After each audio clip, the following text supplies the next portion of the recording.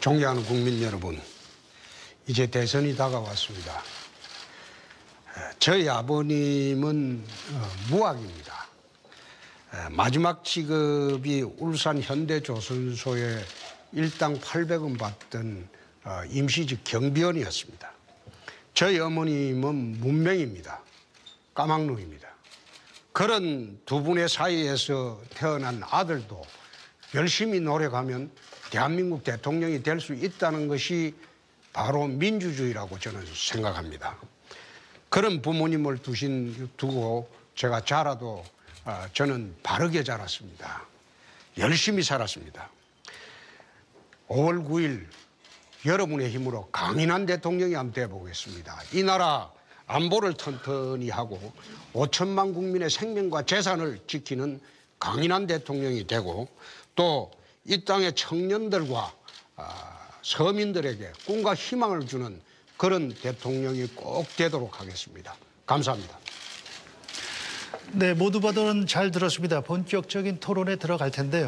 각 패널과 후보의 두 차례씩의 질문 답변은 4분 안에서 이루어집니다. 그 시간 안에 보충 질문과 추가 질문이 가능한데요. 한정된 시간이지만 충실한 표 후보는 지금 문재인 후보는 아마 정점을 찍었을 겁니다. 자기 지지세를 거의 다 모았을 겁니다. 그렇지만은 지금 지난 대선 때 18대 대선 때 보면 우리 보수표 중에서 상당히 떠돌고 있는 표가 35%가량은 저는 있다고 봅니다. 지금 이야기하는 15% 우리 지지율 이야기하는 거는 우리 자체 분석하고는 많이 틀립니다. 많이 틀리고 앞으로 이제 이 게임은 지난번에 박근혜 대통령을 지지했던 그 보수표를 80% 정도만 우리가 받아도 이 3자 구도에서 이기는 대선이라고 저는 확신합니다. 그래서 왜 지금 여론조사를 믿을 수 없느냐. 내 일례로 이야기를 하면 1000명을 조사를 했는데 보수 우파를 지지한다는 응답자가 87명에 불과했습니다. 10%도 안 된다는 거죠. 그러면 그 응답률이 과연 맞느냐는 겁니다. 그래서 그런 식의 여론조사하는 거는 2004년도에 이미 탄핵 때 제가 동대문 의뢰 출마를 했을 때 16일 전에 여론조사가 제가 16%고 상대방 후보가 48%였습니다. 그런데 선거 끝나고 보니까 제가 1.2% 이겼습니다. 그러면 보름 사이에 불과 그게 34%가 움직였다는 것, 그거는 거짓말이죠. 여론조사가 잘못된 거죠. 미국 대선에서도 트럼프가 힐러리를 여론조사에 한 번도 이긴 일이 없습니다. 97% 언론이 힐러리를 지지했습니다. 트럼프가 돌파한 것은 트위터 하나로 돌파를 했습니다. 말하자면 지금 구글이나 다른 데 빅데이터 여론조사는 제가 훨씬 높습니다. 빅데이터 조사는. 지금 아마 여러 군데서 빅데이터를 요즘 와서는 발표를 안 해요. 여태 하다가. 보니까 문재인 후보 눈치 보는 것 같은데 빅데이터가 한번 알아보시죠. 알아보면 제가 그 두 후보보다 거의 2배 이상 올라가 있습니다. 관심도는 그게 곧 마지막에는 지지도와 연결이 됩니다. 그게 미국 대선에서 바로 입증이 된 겁니다. 네, 홍보님 시간이 제한돼 있어서 그렇다면은 그럼 이거는 내가 걸리지 않을 테니까 어제 TK 지역 여론조사가 발표가 됐어요. 여태 그 지역에서 제가 8%라고 했습니다. 지금은 압도적 1등으로 올라가 있습니다. 어제 대구 방송에서 여론조사한 거는 안철수 후보가 대구에서 한 48% 있다가 지금 절반으로 밑으로 뚝 떨어졌습니다. 그게 실정합니다. 지금 표가 오고 있는 중입니다. 보수 진영에서 부끄러워서 여태 의사표시를 못하다가 이제 본격적으로 의사표시를 하기 시작한 겁니다. 저는 꼭 그렇게 일반 언론이나 여론조사 기관 믿고 선거를 하지 않습니다. 2004년 이후에 드러난 여론조사는 나는 믿지 않습니다. 그렇다면 이제 후보 단일화 관련해서 좀 질문드리겠습니다. 바른정당에서 유승민 후보, 안철수 후보, 홍준표 후보 간의 3자 단일화, 원샷 단일화 제안을 했는데요. 이에 대해서 홍준표 후보는 특히 국민의당과의 그 단일화에 대해서는 좀 부정적인 의견을 표시하시면서 보수 후보 단일화는 이제 가능할 수도 있다.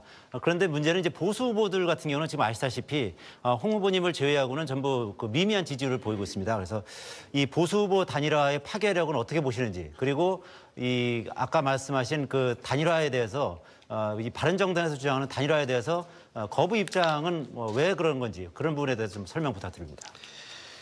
지금 바른정당에서 국민의당까지 합치자 이랬는데, 국민의당은 사실 자세히 보면 1번, 3번은 같은 후보입니다. 그 대선 끝나면 100%로 통합합니다. 어느 1번이 이기건 3번이 이기건 그건 호남 1, 2중 됩니다. 그렇기 때문에 저희들이 그 국민의당하고 합한다는 거는 그건 선거공학성이 있을 수 없는 거고요. 우리 보수 진영에서 이제 떨어져 나가신 분들하고 합하는 건 그거는 의미가 있습니다. 지지율에 의미가 있는 게 아니고, 조원진 후보나 남재준 후보가 들어오게 되면 사실상 보수 진영은 단일화되는 겁니다. 바른정당의 그 유승민 후보는 제가 보건대는 끝까지 갈 것 같습니다. 다음을 위해서 아마 끝까지 갈 것 같기 때문에 굳이 우리는 거기 단일화에 목매지를 않습니다. 네. 그럼 마지막 질문입니다. 홍 후보께서는 이제 경남지사로 있으시면서 출마 선언하기 직전에 그 대선 안철수한테 주라는 건데요. 안철수 그 후보는 TV 토론 보면 꼭 초등학생 수준의 말만 하고 있기 때문에 국민들이 지금 TV 토론하는 과정에서 안철수 주식이 폭락을 하고 있습니다. 지금 오늘도 폭락했어요. 여태 그 주식이 16만 원까지 올라갔다가 오늘도 지금 폭락을 하고 절반으로 뚝 떨어졌습니다. 안 된다는 소리죠. 국민들이 못 믿겠다는 거 아닙니까? 그래서 이제는 그 안철수한테 갔던 우리 진영의 그 보수 진영의 표들이 돌아오고 있는 중입니다. 그 증거는 TK에서 벌써 나타났고, 이미 또 PK에서도 그게 확연히 쏠리고 있습니다. 그리고 수도권도 마찬가지고 충청도도 마찬가지고. 그래서 그거는 이동호 기자가 자꾸 내보고 음해하는 소리 같아요. 네, 이번 선거 판세 관련한 이동우 단장 질문에 하셨는데 안 하는 게 아니라 예. 사실상 그거 하려고 해도 유승민 후보가 안 하려고 해요. 근데 자기는 차차기 또 앞으로 또 계속 노리고 있기 때문에 중도 포기는 하면 안 된다는 겁니다. 예. 우리는 하려고 하는데 안 하려고 하는 사람은 억지로 딜고 결혼하자고 할 수 없잖아요. 근데 이제 그쪽 지도부는 어저께 기자회견을 해가지고 이제 홍 후보를 직접 만나서 설명을 하고 방법을 찾아보자라고 하면 찾아오겠다고 그랬는데 찾아오면 만나실 용인이 있으신가요? 내 지방에 돌아다니기 때문에 만나기가 상당히 어렵습니다. 내가 안 하려고 하는 게 아니고 단일화하는 안을 가져와야지. 그리고 그 바른정당이라는 걸 자세히 보면 우리 당을 뛰쳐나간 분들인데 이제 탄핵도 끝났으니까 문 열어놓고 돌아오라는 거 아닙니까? 돌아오라는 건데 작은 집이 차리고 있다가 이제 정리되면 돌아오라는 건데 원인이 해소됐으니까 돌아오는 게 정답이죠. 그 돌아오는데 무슨 조건이 필요합니까? 보수 대통합이라는 그 명제만 있으면 그건 돌아오는 거죠. 거기서 돌아오는데 집 나갈 때 뭐 조건 달고 집 나갔습니까? 들어올 때도 조건 없이 들어와야 하는 거죠. 그렇지 않습니까? 네, 다음 MBC 박성준 국회팀장 순서입니다. 네, 질문해 주시죠. 네, 홍 후보님께서 그 후보가 향후 집권하시면 친박계 인사들에도 능력이 있다면 장차관이나 요직에 발탁하거나 등용하시겠습니까? 집권하면요, 그분들 전부 친홍계가 됩니다. 그거 친박계는 대통령 파면되면서 끝났습니다. 또 일부 핵심들은 이미 같이 대통령하고 탄핵을 받았습니다. 그렇기 때문에 일부 핵심들은 다음 정부의 전면에 나서기가 어렵습니다. 그런데 나머지 분들은 집권을 하면 전부 국정 지지 세력이 되기 때문에 전부 홍준표 밑으로 다 들어오게 돼 있습니다. 네, 박근혜 전 대통령의 탄핵 과정에 대해 조금 자세히 설명해 주십시오. 저는 그 탄핵을 정치투쟁으로 봅니다. 정치투쟁으로 보는데 정치투쟁에서 본질에서 졌다고는 저는 그래 봅니다. 박근혜 대통령이 탄핵의 가장 큰 원인이 되었던 뭐 최순실이한테 돈 줬다. 그거 자세히 들여다보면요. 박근혜 대통령이 최순실이한테 돈이 간 것이 아니라 K스포츠하고 미르재단인가 거기에 재벌한테 출연해달라고 요청을 했습니다. 근데 그 재산은 지금 그 재단에 그대로 다 있습니다. 그걸 최순실이가 들어묻거나 한 게 하나도 없어요. 그래서 그는 나 재판 과정에 공정한 재판을 하면 이 무죄라고 봅니다. 그래서 제가 이야기하는 것은 이 탄핵이 발생되는 과정을 보면 지난 공천 때 그 후유증으로 나 출발을 했다고 봅니다. 공천 때 그 당시에 심하게 대립을 이루었던 그 유승민, 그 김무성 그 두 분이 중점이 돼서 탄핵을 하고 뛰쳐나간 것이지. 그래서 탄핵이 이루어졌고 또 헌법재판소 판결도 내가 어제 JTBC에서 자세히 이야기를 했는데 난 그 판결 보면서 참 내 길을 의심했습니다. 과연 대한민국 헌법재판소가 저런 이유로 대통령을 탄핵할 수 있는가? 나는 대통령 편드는 거 아닙니다. 편드는 건 아닌데 사법적 심판이 그건 옳지 않다는 겁니다. 예를 들어서 청와대의 압수수색을 거부했다. 그걸 탄핵의 사유로 삼습니다. 두 번째, 압수수색 거부할 수 있는 것은 형사소송법에 보면 국가보안시설에 대해서 압수수색은 거부할 수 있습니다. 두 번째, 대통령의 변명이 오락가락했다. 그거는 대통령이 피의자가 된 이상 피의자가 오락가락 변명을 하는 것은 자기 형사소송보다는 권리입니다. 그걸 확정하는 게 재판입니다. 그리고 세 번째, 또 특검이나 검찰에 조사받으러 나가지 않았다. 조사받으러 안 나가도 돼요. 그게 형사소송보다는 피의자의 권리입니다. 그러면 조사받으러 안 나가면 강제 수사를 해야죠. 그 절차가 있는데 그 세 가지 이유를 들어가지고 마치 이것이 대통령이 헌법 수호 의지가 없는 양 그래 판결하는 것을 보고 저희 헌법재판소 판결이 맞나? 마치 잡범들한테 마지막에 훈계를 하면서 니 왜 거짓말했나? 결론을 내면서 재판 끝나고 난 뒤에 훈계를 하면서 너 실형 가라. 너 반성하고 있으니까 집행유예 가라. 잡범들한테 훈계하면서 재판하는 그 꼴이다 이 말이에요. 그래서 내가 그거는 누차 이야기를 했습니다. 이거는 헌법재판이 아니다. 민중재판이다. 촛불이 겁이 나니까. 또 문재인 후보가 탄핵이 안 받아들이지만 민중혁명을 하겠다고 했잖아요. 또 뭐라고 했습니까? 보수를 불태워버리겠다고 했습니다. 이런 막말을 그 문재인 후보 하는 거 보고 겁이 난 겁니다. 그래서 내가 이런 판결은 옳지 않다. 나는 절대 박근혜 대통령 내 비판도 많이 한 사람입니다. 그래서 참 우리 우파 진영에서 내 비난도 많이 받고 있어요. 그렇지만은 옳고 그러면 분명히 국민들이 좀 아시고 그렇게 갔으면 좋겠다는 취지에서 내가 그런 이야기를 한 겁니다. 그럼 가정법적으로요. 지난해 12월 9일 날 국회 본회의장에 국회의원 신분으로 계셨다면 그 탄핵안에 대해서 반대표를 던지셨겠습니까? 저는 그 탄핵 사유가 나왔을 때 대통령이 이런 이야기를 했습니다. 4월 달에 물러나겠다. 스스로 물러나겠다. 4월 말에 하야하겠다. 그 발표를 했을 때 그때 내 페이스북에다가 글에 썼습니다. 탄핵을 하게 되면 헌법재판소로 촛불과 반대 세력들이 다 몰려갈 것이다. 그건 민중재판이 된다. 민주주의를 부정하는 것이 된다. 재판도 시위대의 압력으로 진행이 된다면 이 땅의 민주주의는 사라진다. 그래서 대통령이 스스로 물러나겠다고 했으니 스스로 물러나게 하자. 그렇게 제안을 했습니다. 그렇게 제안을 했는데 만약 제가 국회에 있었다면 저는 탄핵 사유가 적절치 못하다. 탄핵 사유는요. 확정된 증거가 있어야 됩니다. 그 탄핵 사유에 나와 있는 거 보면 아직 재판 진행 중이에요. 재판이 끝나고 확정이 돼야지 탄핵 여부가 결정이 되는 것이지 확정된 증거가 하나도 없는데 검찰이 기소장 내고 특검이 수사 결과 발표했다고 해서 그게 모두 유죄입니까? 그게 모두 유죄라면 그 재판이 필요 없죠. 확정된 증거도 없이 대통령을 끌어내리려 놓고 이제 구속까지 했다 얘기야. 구속까지 했으면 공정한 재판이라도 받게 해줘야 옳지 않느냐. 만약 이게 야당이 되면 1번, 3번이 되면 이 공정한 재판을 받게 하겠느냐. 내가 그런 이야기를 합니다.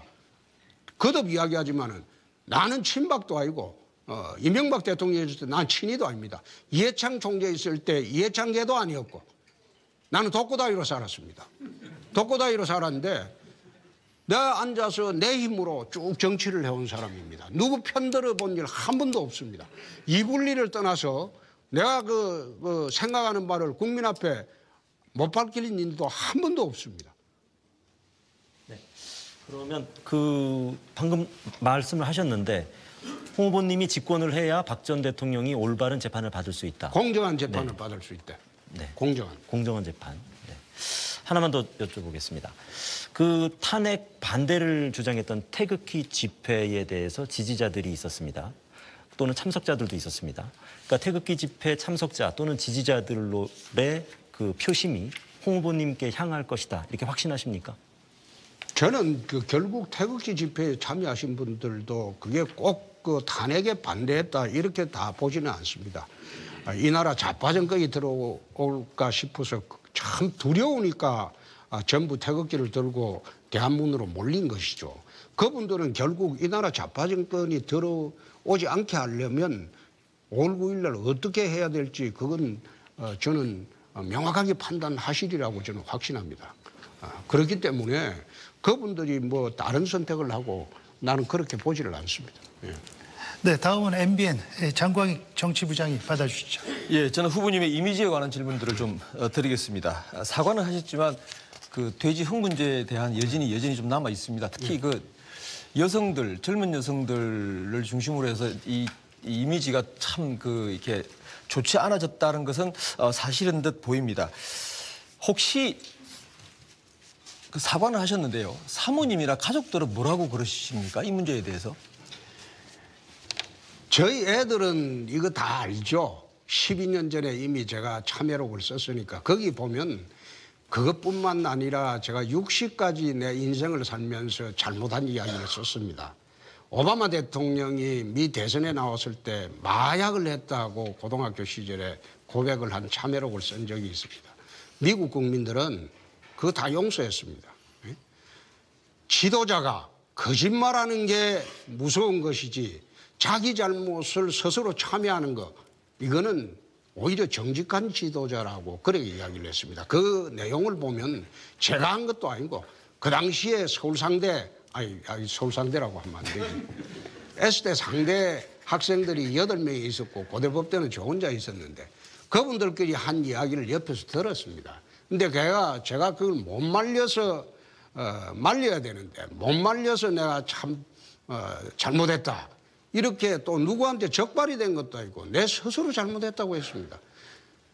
그랬는데 그걸 갖다가 마치 대선 때가 되니까 12년 전에 제 책에 썼던 내용을 그걸 마치 내가 성폭력범이나 되는 것처럼 그렇게 확대 재생산하고 하는 거 내 사과를 몇 번 했습니다. 몇 번 했는데 그거 지금도 내가 잘못됐다고 생각을 합니다. 그 잘못된 그 행동이 한 가지뿐만 아니라 그 책을 보면 60가지가 나옵니다. 다른 59가지는 전혀 문제 안 삼고 그것만 딱 문제 삼으면 여성 표심에 좀 영향이 되겠다. 그러니까 집중적으로 문제 삼는 것인데 다시 한번 사과드리겠습니다. 그런 거 가지고 저를 매도하는 거는 그 18살 때 친구가 하는 것을 내가 막지 못해서 말리지 못해서 죄송하다. 그 이야기를 내가 수차례 말씀드렸습니다. 오늘 다시 말씀드릴 테니까 그거 좀 용서해 주시기 바랍니다. 예, 여론조사 잘 안 믿으신다고 그러시긴 하셨는데 저희가 여론조사를 하다 보면 꼭 빠뜨리지 않고 하는 여론조사가 있습니다. 후보들에 대한 호감도 그리고 비호감도 조사입니다. 비호감도 조사를 해보면 늘 1위가 홍준표 후보가 많이 나옵니다. 대체 국민들이 우리 홍 후보님한테 어떤 부분에서 비호감도를 느낀다고 생각하세요? 그게 비호감도 조사를 지금 기자분한테 지금 인식이 밖에 있는 게 갤럽 조사일 겁니다. 난 그 아주 악의적인 조사로 봅니다. 그래서 아마 그때 동아일보하고 같이 조사할 때는 비호감도 1위가 문재인 후보였습니다. 2위가 저였고 지금 어제 그 대구방송 비호감도 조사는 압도적인 1위가 문재인 후보입니다. 지금 거꾸로 돼 있는데 갤럽 조사한 게 그게 난 그게 아주 악의적으로 조사한 걸로 알고 있습니다. 그래서 그거 가지고 자꾸 질문하시는데 비호감도가 좀 있다는 것은 그만큼 격렬한 반대층이 있다는 겁니다. 지난번에 미 대선 때 트럼프 비호감도가 압도적으로 1위였습니다. 그렇지만 트럼프가 됐습니다. 압도적인 1위로 비호감도가 있어도 사실상 호감층들이 그만큼 결집을 하는 겁니다. 그런데 다시는 그런 거 질문하지 마세요. 실제로 문재인 후보가 호감도, 비호감도 1위라는 거는 갤럽 조사하고 그 당시에 동아일보 조사하고 동시에 나왔습니다. 그런데 기자들은 꼭 보면 그때 동아일보 조사는 비호감도 1위가 내가 알기로는 그 문재인 후보입니다. 나는 한참 있다가 2위고. 그런데 그걸 꼭 그 패널들이 종편에 내가 종편 보면서 느낀 게 왜 종편이냐? 요즘도 보니까 종일 편파 방송한다고 종편이에요. 그래서 이 종편을 제가 만들었습니다. 예? 제가 만들고 내가 요즘은 종편 보면서 참 후회를 합니다. 그 당시에 그 종편 만들 때 그 법을 그 민주당 반대 무릅쓰고 제가 만드는 법입니다. 그래서 좀 이제는 좀 평상심을 가지고 보도를 해 주셨으면 합니다. 예. 네, 계속해서 질의 이어가겠습니다. CBS 김재덕 논설위원 시작해 주시죠. 네, 후보께서는 성완종 리스트 사건으로 이제 대법원 재판을 받아야 됩니다. 대통령이 당선되면 재판이 정지된다 이렇게 말씀하고 계시지만 대통령 임기 전에 발생한 사건은 불소추 특권의 대상이 아니다. 그래서 재판이 계속돼야 된다. 이런 해석이 많습니다. 그리고 대법원도 주심을 대법관을 지정했고요. 8월 중에 선고가 내려질 걸로 이렇게 알고 있습니다. 후보께서 법을 너무 자의적으로 해석하시는 거 아닙니까? 법을 자의적으로 해석하는 게 아니라 그 사건은 법률심이기 때문에 법률적 쟁점만 봅니다. 그런데 내 사건은 이완구 총리 사건하고 달리 증거 능력 전부 다 인정했어요. 이완구 총리 사건은 성완종의 그 메모하고 그걸 증거 능력을 인정을 안 해서 무죄입니다. 제 사건은 보면 그 증거 능력을 전부 인정 다 했어요. 검찰이 제출한 증거 중에서 판단 안 한 게 하나도 없습니다. 그런데 사실관계로 무죄가 된 겁니다. 저한테 돈이 온 게 아니라 중간에서 떼먹었다. 그래가 무죄가 된 것인데 또 그 과정에서 항소심에서 돈 전달했다는 사람이 검사가 하도 시켜가지고 하도 보름 동안 부부하고 불러가지고 윽박지르는 바람에 부득이하게 거짓말한 부분이 있다. 가장 중요한 부분에 거짓말했다고 실토를 냈습니다. 그렇기 때문에 제 경험상 그거는 대법원에서 유죄될 그 파기환송된 확률이 0.1%도 안 됩니다. 하다못해 내가 그 파기환송되면 내 누구처럼 내 자살할 수도 있다. 내가 그 소리까지 했습니다. 근데 그거 가지고 자꾸 시비를 거니까 내가 참 그렇네요. 그러니까 재판이 진행돼도 무죄가 나올 거다 이렇게 확신하시는 거죠? 다음 무죄라고 확신이 안 되면 어떻게 대통령 선거에 나왔겠습니까? 그거는 난 성완종이를 몰라요. 내가 문재인 후보한테 물어봤어요. 아니 내가 성완종이한테 엮였다고 자꾸 이야기하는데 당신은 그 민정수석이나 그거 하면서 성완종이 사면을 왜 한 정권에서 2번이나 해줬냐? 그 사면할 때 내가 알기로는 몇 입으로 안 해주는 줄 아는데 그 몇 입으로 사면 2번이나 해줬냐? 그래 물으니까 답변을 못 하잖아요.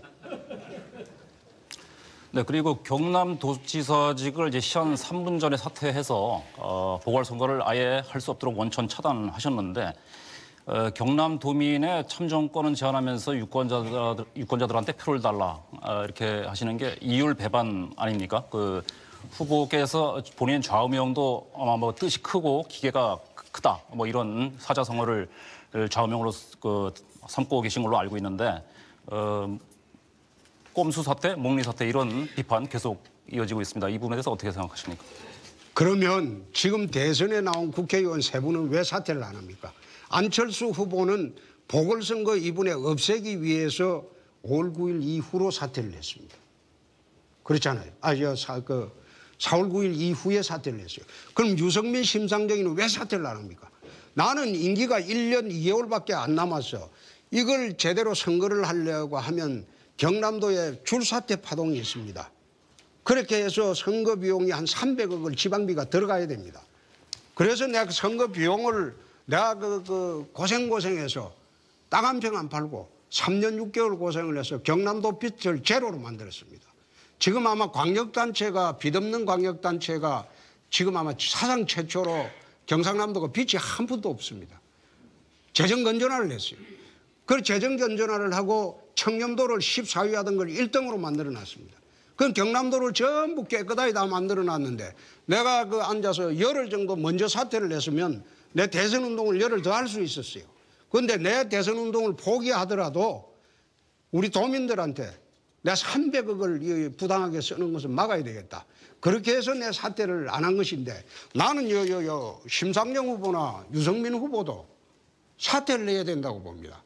그 사람들은 임기가 지금 3년 이상 남았어요. 3년 이상 남았는데 자기들은 사퇴 안 하고 그 선거 떨어지면 또 국회의원 계속 해먹으려고 하는 거 아니에요. 그게 그 정당합니까? 그리고 안철수 후보도 그래요. 자기가 하려면 노원에 내년 그 4월 돼야 지금 보궐선거를 합니다. 그럼 1년 동안 국회의원이 없는 거 아니에요. 그럼 자기가 사퇴하려면 4월 9일 이전에 했어야죠. 자기도 보궐선거 이거 5월 9일 날 안 하려고 사퇴 늦게 했잖아요.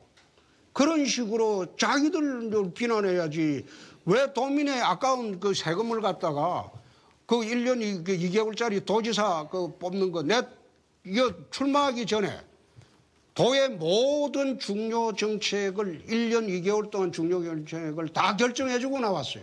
이제는 직무대행자가 하면 그 새로운 결정할 게 없습니다. 그런데 나보고만 자꾸 꼼수 사태 그 언론이 그 많이 기울어져 있다는 것도 바로 거기에서 나 기인한다고 봅니다. 네. 왜 그 나머지 세 사람을 사퇴시켜야지. 저는 사퇴했잖아요. 사퇴했으니까 나머지 두 사람 사퇴하라고 하세요. 네, 한 가지만 더 질문 드릴게요. 숨어있는 보수표가 결집하면 대선에서 이길 수 있다고 이렇게 말씀을 하시는데 만약에 대선에서 패배하면은 책임론에서 자유로울 수는 또 없습니다. 만약에 대선에서 패배하시면은 정계 은퇴하겠다 이렇게 이 자리에서 선언하실 생각 없으십니까 혹시? 문재인 후보가 대선에서 지고 정계 은퇴를 했어요. 하고 또 광주에 표심 자기가 은퇴 안 오면 지금 정계 은퇴하겠다. 문재인 후보 정계 은퇴 발언을 5번이나 했습니다. 그런데 지금 대통령 후보 나와서 뛰고 있잖아요. 정계 은퇴라는 게 지금 이 자리에서 제가 한다고 해서 그 약속 지켜지리라고 보십니까? 그리고 무너진 정당 가지고 지금 악정고투를 하고 있는데 내한테 무슨 책임을 묻겠습니까? 홍준표 아니면 자유한국당에서 이런 대선 끌고 나갈 수가 없습니다. 제가 그래도 보궐선거에는 자신이 있는 사람입니다. 2001년도 동대문 보궐선거로 내 국회로 다시 돌아왔고 2012년도 경남지사 보궐선거로 내 다시 돌아왔습니다. 이번 대통령 선거도 보궐선거입니다. 짧은 기간 내에 판을 뒤엎을 수 있는 사람은 대한민국에 홍준표만큼 그런 능력이 있는 사람은 없습니다. 지금도 지금 짧은 시간 내에 지금 다 뒤엎어 놨습니다. 오늘 토론 나가고 나면 아마 판도가 더 바뀔 겁니다. 네, 이제 정책 공약 질의로 넘어가겠습니다. 국방 안보 분야부터 시작하겠습니다. SBS 원일이 선임 기자가 준비하고 있습니다. 질문해 주시죠. 네, 홍준표 후보께서는 북핵 대응책으로 전술핵 재배치 요구하고 계시죠. 여러 차례 말씀하신 걸로 지금 기억하고 있습니다. 예. 핵에는 핵으로 맞서야 되고 공포의 균형을 맞춘다는 점에서 단순하고 명쾌한 논리이긴 한데 두 가지 질문을 좀 드리고 싶습니다. 첫 번째는 전술핵을 재배치를 하면 26년 동안 한국 정부가 견지해왔던 한반도 비핵화를 포기하게 되는 결과를 갖고 올 것이고 이는 꼭 득만 있는 것이 아니라 실도 못지않게 많다라는 지적이 있습니다. 두 번째, 정작 전술핵을 갖다 줘야 할 미국이 전술핵의 재배치에 대해서는 트럼프 정부가 마치 군사 행동을 하겠다고 하는 것 위협은 하면서도 전술핵 재배치에 대해서는 미온적이다 못해 선을 긋고 사실상 반대 입장을 견지하고 있습니다. 자, 이럼에도 불구하고 득보다 실은 없다라고 지금 믿고 계십니까? 지금 그 원 기자님 질문하시는 그 비핵화 포기라는 거 그거는 질문 자체가 잘못됐습니다. 91년도 한반도 비핵화 선언을 할 때 북이 핵을 안 갖는다고 했습니다. 이미 핵을 갖고 있고 비핵화 선언은 그게 무의미해졌습니다. 아무 의미가 없어졌어요. 그런데 여기에서 실은 무엇인지 내가 모르겠습니다. 핵은 핵으로 맞서야지 원래 이게 나토 같은 나라에 독일, 벨기에, 그리고 이태리, 터키, 네덜란드 이 전술핵이 재배치가 됐습니다. 지금 러시아 그 남하를 막기 위해서 전술핵이 재배치가 돼가지고 나토하고 나토의 그 독일군이나 이런 거하고 전부 핵의 공동 사용권을 갖고 있습니다. 말하자면 침입하면 같이 핵을 단추를 누를 수 있는 권한을 갖고 있습니다. 그래서 지금 그 소위 나토 전선이 지금 안정이 되어 있습니다. 핵은 핵밖에 막을 방법이 없습니다. 또 두 번째, 전술핵 재배치했다가 북의 핵이 제거되면 같이 철수하면 됩니다. 같이 철수하면 되는데 언제나 지금 DJ 노무현 시절에 70억 달러 퍼준 거 그게 핵이 돼 돌아왔는데 그 김정은이의 핵 공갈에 대한민국 국민들이 떨고 살아야 됩니까? 그건 말이 안 되죠. 두 번째, 트럼프가 미온적이다. 나는 그렇게 보지 않습니다. 만약 좌파 정부가 탄생을 하면 더 미온적일 수도 있고 코리아 패싱이란 말이 그래서 나오는 겁니다. 지금 우리나라의 안보 상황에 대해서 우리나라 정부가 의논하지 않습니다. 중국과 그 러시아와 일본과 의논해서 지금 북타격 여부를 지금 결정하고 있습니다. 그게 코리아 패싱이란 말입니다. 그러면 트럼프가 우파 정부가 들어온다면 이 반드시 협의해서 전술핵이 들어와야 됩니다. 일각에서는 전술핵하고 전략핵하고 구분을 못 해가지고 전략핵을 들어오는 게 좋지 않느냐. 전략핵은 ICBM처럼 이 대륙간 탄도탄을 이야기하는 거고 전술핵은 200~300km, 400~500km 단기전에서 사용되는 그런 핵입니다. 움직이기도 편하고 그래서 우리가 한다는 것은 핵은 핵으로 대응을 해야지 나토처럼 그 핵균형이 이루어져야지 군사균형이 제대로 이루어지고 평화가 옵니다. 지금 무장평화로 가야지 언제나 우리가 그 역대 대통령처럼 북에 굽신대고 돈 갖다 바치고 무슨 깡패한테 지금 앉아 월정금 매달 바쳐가면서 살은 게 몇 년입니까 지금? 30년이 넘었지 않습니까? 지금 또 갖다 바치라는 겁니까? 그래서 제가 집권하면요 북의 김정은이 내가 굴복시킬 자신이 있습니다. 대통령은 결기와 강단이 있어야 되고 배짱이 있어야 됩니다. 결기와 강단, 배짱 없이 국민의 5천만 국민의 생명과 재산을 어떻게 지키려고 합니까? 유약한 좌파 정부가 들어와서 또 김정은이 만대로 뽀로로 올라가가지고 돈이나 갖다 주고 그럼 나중에 수소폭탄 개발하면 어떻게 할 겁니까? 김정은이를 제압하겠다, 굴복시키겠다, 뭐 듣는 국민들 입장에서 시원하다고 하는 분들도 계실 것이고 또 동시에 또 걱정하시는 분들도 많다고 생각이 되는데 그렇다면 그 얘기는 미국이 선제 타격이나 예방 타격을 하겠다고 그랬을 때 만약에 홍 후보께서 대통령이 되신다면 그것에 동의하거나 아니면 결기를 보여주기 위해서 먼저 요구할 수도 있다라는 느낌까지도 주는 발언을 하고 계십니다, 지금. 그렇다면 미국의 이런 군사적 행동에 대해서는 기본적으로 찬성하시는 입장이십니까? 원일이 기자는 아주 악의적인 질문을 하네요. 나는 선제 타격을 동의한다고 단 한마디도 해본 일 없습니다. 네. 선제 타격을 하는 거는 좌파 정부가 들어왔을 때 코리아 패싱이란 말이 한국과 의논하지 않고 선제 타격을 해버릴 것이다 그 말입니다. 우파 정부가 들어오면 남북 간의 긴장 상태하고 그걸 어떻게 폐기하는 방법을 우선 평화적으로 논의를 하겠죠. 그러나 좌파 정부가 들어오면 논의를 하는 즉시 이거는 바로 북에 알려주니까 미국이 한국 정부와는 전혀 상의를 안 할 거라는 겁니다. 그걸 거듭 말씀드리면 코리아 패싱이라는 게 한국의 존재는 없어지는 거예요. 그래서 제가 들어오면 트럼프 행정부하고 적극적으로 협력해서 남북의 긴장 상태, 군사 대치 상황을 어떤 식으로 없도록 해야죠. 그것이 제가 집권해야 될 가장 큰 이유이기도 합니다. 네. 네, 예정된 시간 절반 훨씬 돌았습니다. 자, 다음 MBC 박성준 국회팀장 준비하고 있습니다. 질문해 주시죠. 네, 방금 말씀하셨던 선제 타격에 대해서 조금 더 여쭙겠습니다. 그러니까 미국 측에서 어떤 북한의 공격 징후는 없지만 핵실험 징후 같은 것이 포착됐을 때 북핵 시설만을 이렇게 외과적으로 도려낸다고 하나요? 그래서 이른바 예방 타격이라는 얘기가 나오는데요. 미국 측에서 예방 타격에 나서겠다 이럴 경우에 어떻게 하시겠습니까? 우선 북핵 제거를 위해서 그게 최후의 수단이라고 판단되면 우리가 더 이상 말릴 수는 없겠죠. 모든 평화적인 수단을 다 강구를 해보고 도저히 미국으로서도 그렇지 않습니까?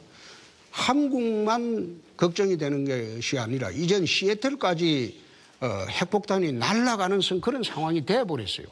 미국의 자국의 이익을 위해서, 자국의 안보를 위해서 할 수밖에 없다. 아무리 협의해도 할 수밖에 없다. 그래 통보하면 우리가 만반의 경계태세를 갖춰야 되겠죠. 그럴 수밖에 없지 않습니까? 미국이 한국 보고 그 결정을 하겠습니까? 나는 그렇게 보지 않아요. 미국이란 나라는 언제나 자국의 이익을 중심으로 생각하는 나라입니다. 그러면 자국의 안보를 위해서 시애틀에 로스앤젤레스에 핵이 날아온다는 걸 가정을 할 때 도저히 이거는 묵과할 수 없다. 그건 나선다고 한다면 우리는 어떤 식으로든 자위 조치를 강구를 해야 되겠죠.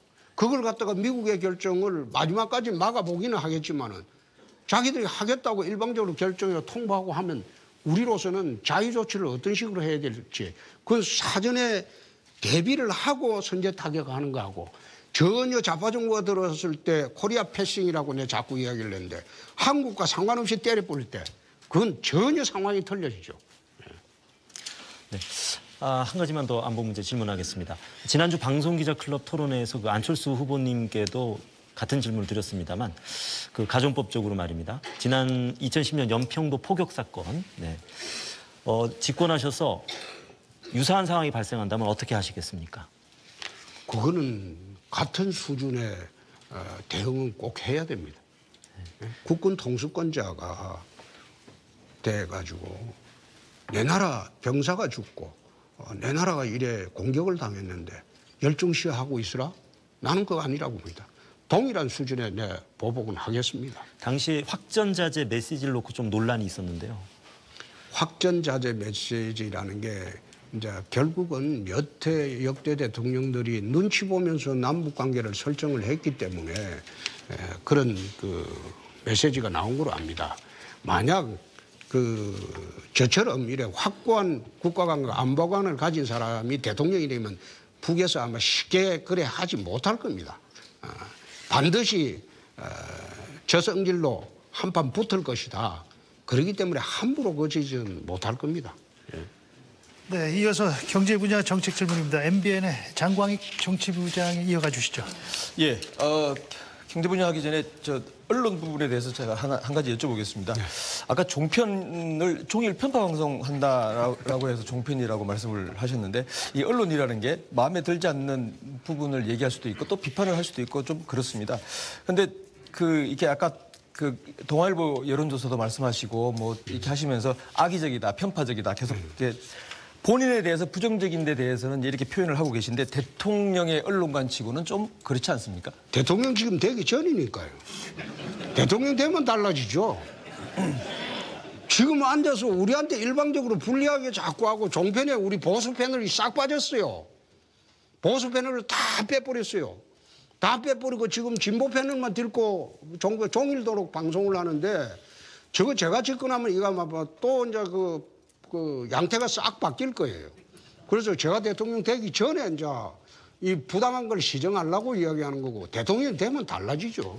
근데 이제 국민들은 대통령이 되기 전에 이런 검증 과정을 통해서 판단을 하는 거 아니겠습니까? 그런데 검증하는 과정에서 지금 말씀하시는 거 보면 방금 표현하신 대로 북한이 그 성질로 한판 붙을 분위기다라고 느끼듯이 언론도 저 정도 성격이면 저희 언론에 대해서 한판 붙을 거다. 블랙리스트도 만들 수도 있겠다라는 생각도 드는데 혹시 뭐 블랙리스트 혹시 만드실 겁니까? 사실 요즘 자세히 보세요. 문재인 후보가 MBC 손보겠다고 했잖아요. 그렇잖아요. 그러면 MBC 출신들은 전부 내 편을 들어야지. 그렇지 않습니까? 그리고 지금 그 양반은 대통령 되기 전에 걸핏하면 토론할 때 나보고 책임질 수 있냐? 그럼 내가 책임지고 사퇴하겠다. 사실이라면 당신이 어떻게 할 거냐? 이런 물으니까 대답을 안 하잖아요. 사실 지금 언론 협박하는 거는 문재인 후보가 내가 더 하고 있는 걸로 알고 있습니다. 그런데 나보고 오늘 이 이야기 했다고 언론 협박한다는데 사실 종편 패널에 지금 우리 보수 패널이 단 한 명이라도 있습니까? 있던 사람 전부 다 빼냈죠. 근데 왜 빼냈겠습니까? 근데 내가 집권하면 그 내용이 또 달라지죠. 그래서 나는 그거 갖고 나한테 언론관 문제 삼는 거는 차라리 문재인 후보한테 공개적으로 사실 자기가 되면 MBC 손보겠다고 공개적으로 이야기한 분 아닙니까? 그 사람 언론관이 더 무섭죠. 걸핏하면 협박하고 어제도 나한테 협박을 하더라고. 그래 하는데 내가 보니까 그 택도 아닌 소리 하고 이래서 내가 화도 좀 내고 했는데 그거 가지고 그 나중에 문재인 후보한테 그런 거는 언론관을 문제 삼으십시오. 제 언론관은 형평성에 맞고 정의롭고 바른 언론이 대한민국 언론이다. 나는 그런 생각으로 삽니다. 예. 네, 이게 경제 질문이 아니었습니다. 자, 다음 경제 분야 질문은 CBS 김재등 논설위 준비하셨습니다. 네, 어제 토론회에서도 공약 얘기가 나오니까 후보께서는 기재부 실국장들이 논할 문제다 이렇게 일축하셨는데 공약 살펴보니까 노후 인프라 건설을 위한 뉴딜 사업이나 일자리 110만 개 창출 이런 이제 굵직한 내용들이 많습니다. 전체 공약을 이행하는데 혹시 후보께서는 예산이 어느 정도 소요되는지 파악하고 계십니까? 제가 보고받기로는 한 70조 정도 지금 소요되는 거로 좀 보고를 받았습니다. 그 개수 조정하고 그건 대통령 할 일은 아니죠. 대통령 후보가 할 일은 통치 철학, 국가관, 그다음에 사상, 그리고 경제 철학 그 큰 총론만 이야기하고 나머지는 말하자면 서민 경제를 위해서 대책을 마련하라 이래 지시하면 밑에서 말이 나는 거죠. 그걸 대통령 후보 나온 사람이 TV 토론 나와갖고 10%, 20% 정세가 어떻고 정세는 감세를 하느냐 정세를 하느냐 그 방향만 정하는 게 대통령이고 나머지는 기재부에서 알아서 하는 거죠. 그 원칙에 맞춰서. 그래 하는 건데 그걸 대통령 후보 토론에 나와가지고 어제 밤새도록 수치 외워와가지고 그걸 외워온 수치를 이야기한다고 해서 그게 나는 대통령답다. 난 그런 생각하지 않습니다. 네. 제가 대통령이 되면 장관들한테 모든 권한을 줄 겁니다. 역대 대통령들이 행정부에 국실장 인사까지도 청와대에서 개입을 했어요. 내가 대통령이 되면 장관, 차관만 임명하고 나머지는 장관 책임하에 모든 인사권을 주겠습니다. 그렇게 해서 행정부에 책임장관제를 내 도입하도록 하겠습니다. 네, 그 당에서 발표한 바로는 전체 예산이 연간 한 18조 원으로 어제 오후에 늦게 밝힌 걸로 알고 있습니다. 그리고 이 공약이 아까 말씀드린 것처럼 이제 굵직한 게 많은데 그 공약을 이행하는데 후보께서는 증세는 하지 않고 그 예산 증가분을 활용한다거나 세출 구조조정을 통해서 재원을 마련한다 이런 입장인 것을 알고 있습니다. 그런데 사실 이건 불가능하다는 게 전문가들 지적입니다. 예산 증가분이 3.5%가 그리 많지 않고 그다음에 세출을 구조조정해서 재원을 마련한다는 게 예산이 이미 꽉 짜여 있기 때문에 거의 불가능하다고 합니다. 그러면은 이제 재원 조달이 사실상 불가능하다는 건데 그러면은 이제 공약하신 내용들이 빈 구호 아니냐 이런 지적들이 많습니다. 이 부분에 대해서 어떻게 생각하십니까?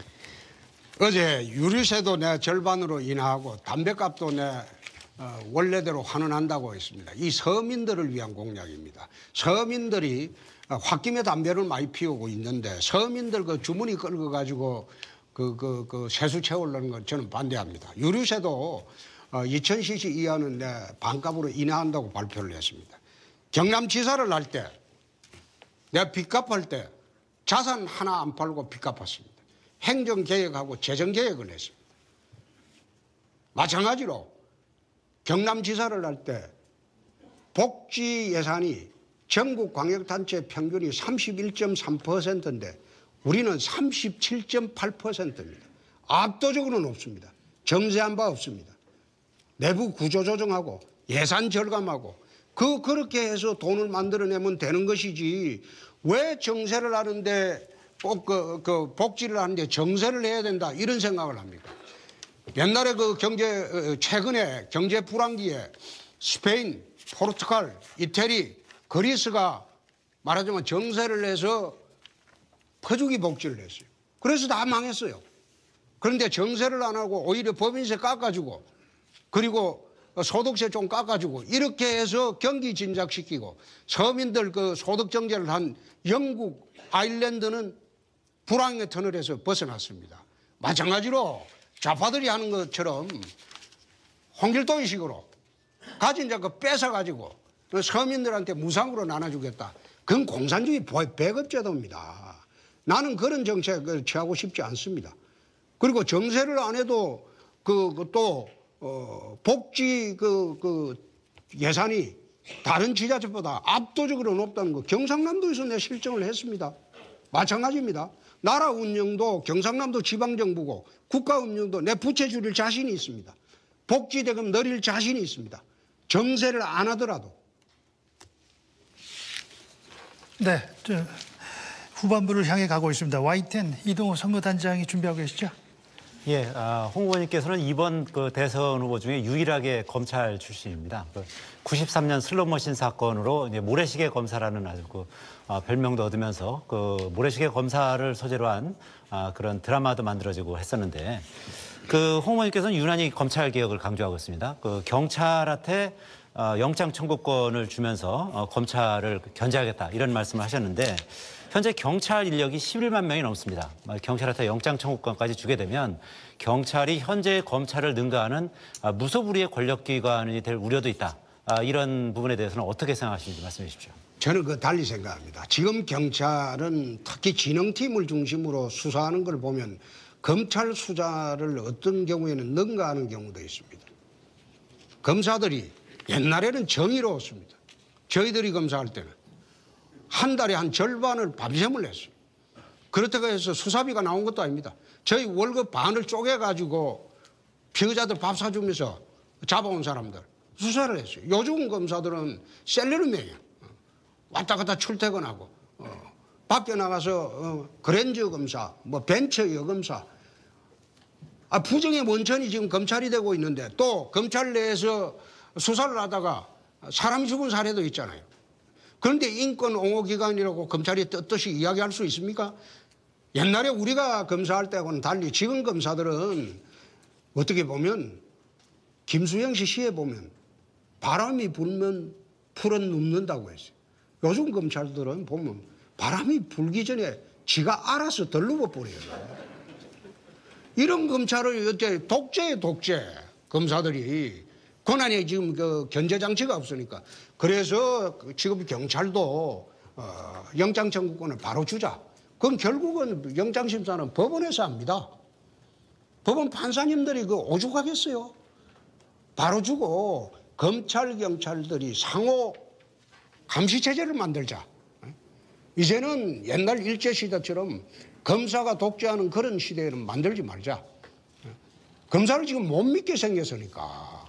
그래서 상호 견제할 수 있는 그런 체제를 만들어주자. 그런 뜻입니다. 검사가 옛날처럼 인권 옹호기관이 아니라는 게 여실히 드러나잖아요. 그렇다면은 그 검찰이 정치적으로 이제 중립성을 확보한다든지 독립성을 확보한다든지 이런 부분에서 제일 중요한 게 이제 인사인데요.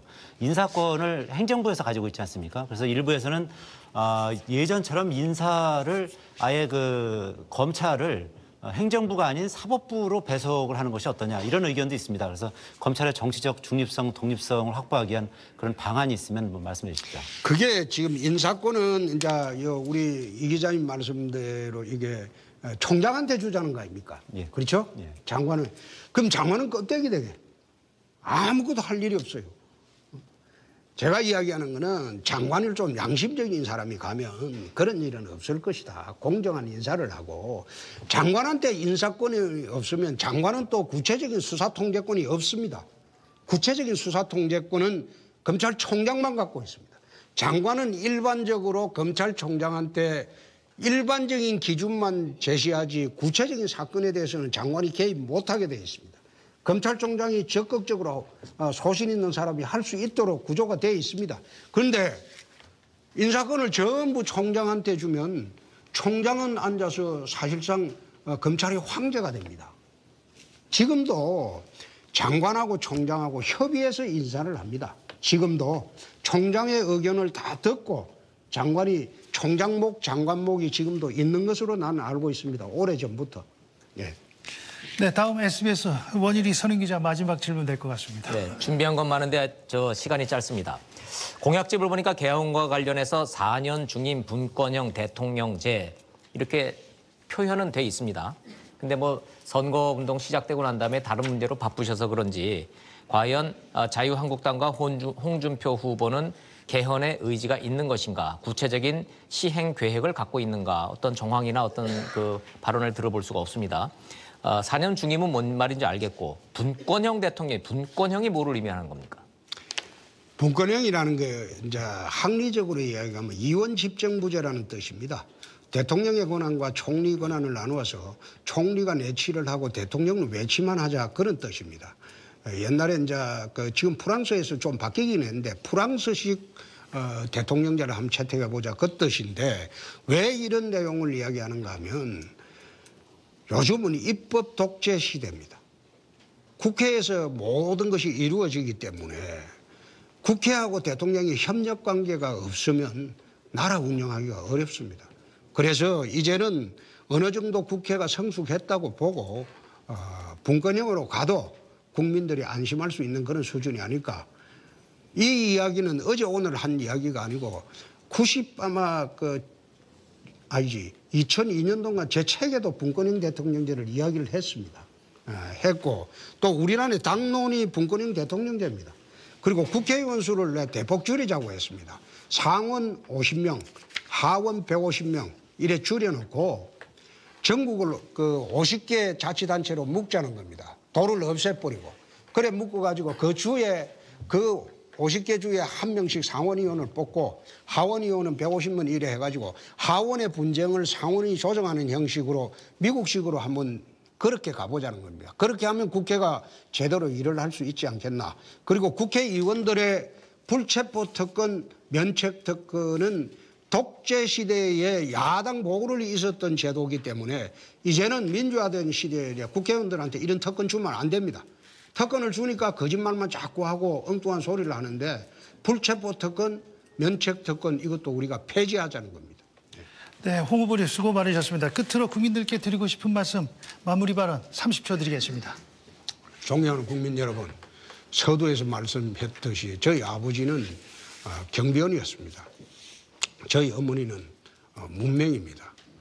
경비원의 아들, 문맹인 어머니를 둔 그런 아들도 대한민국의 대통령이 될 수 있다는 것이 이 나라 민주주의고 대한민국의 꿈과 희망으로 저는 보고 있습니다.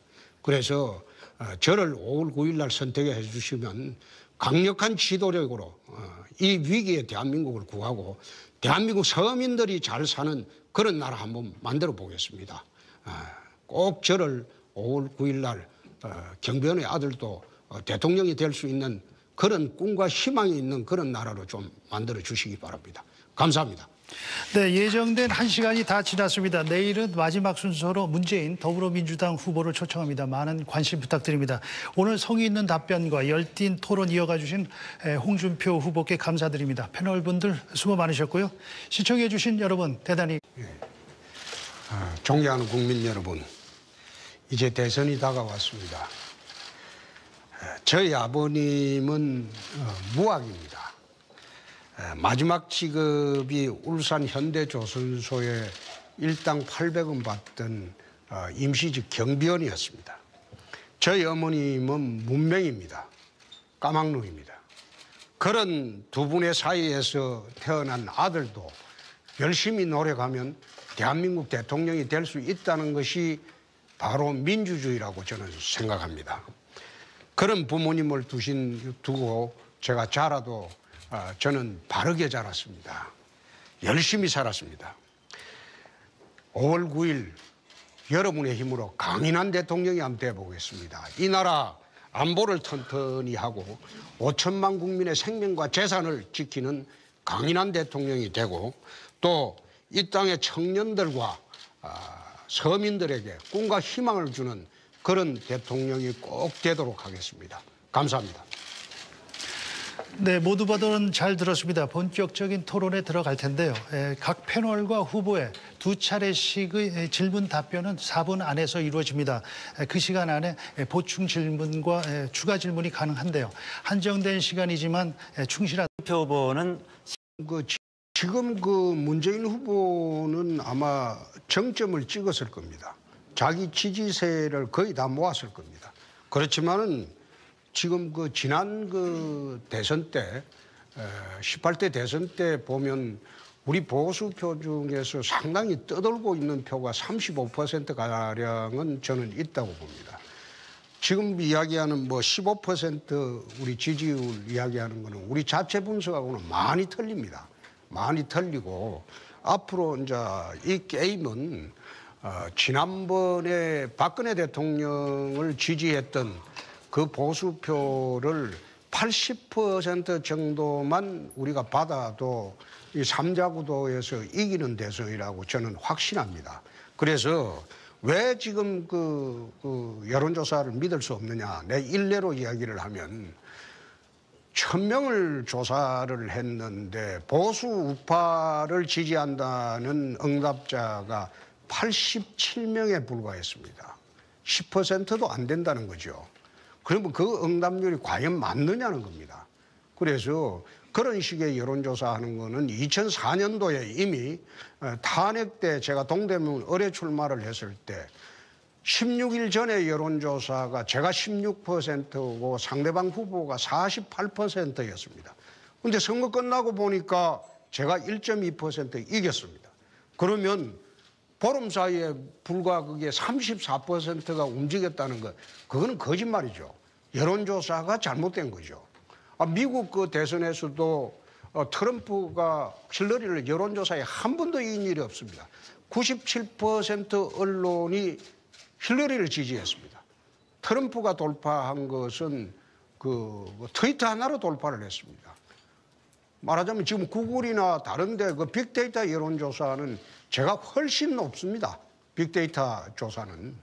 지금 아마 여러 군데에서 빅데이터를 요즘 와서는 발표를 안 해요. 여태 하다가. 그 보니까 문재인 후보 눈치 보는 것 같은데 빅데이터가 한번 알아보시죠. 알아보면 제가 그 두 후보보다 거의 2배 이상 올라가 있습니다. 관심도는 그게 곧 마지막에는 지지도와 연결이 됩니다.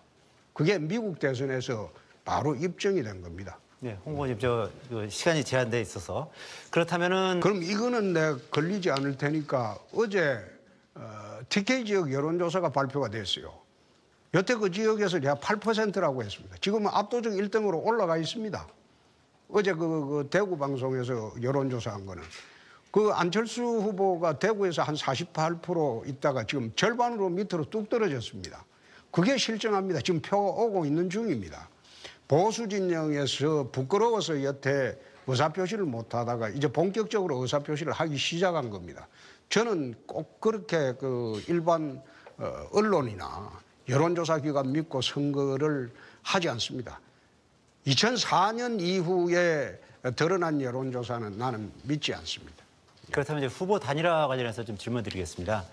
바른정당에서 유승민 후보, 안철수 후보, 홍준표 후보 간의 3자 단일화, 원샷 단일화 제안을 했는데요.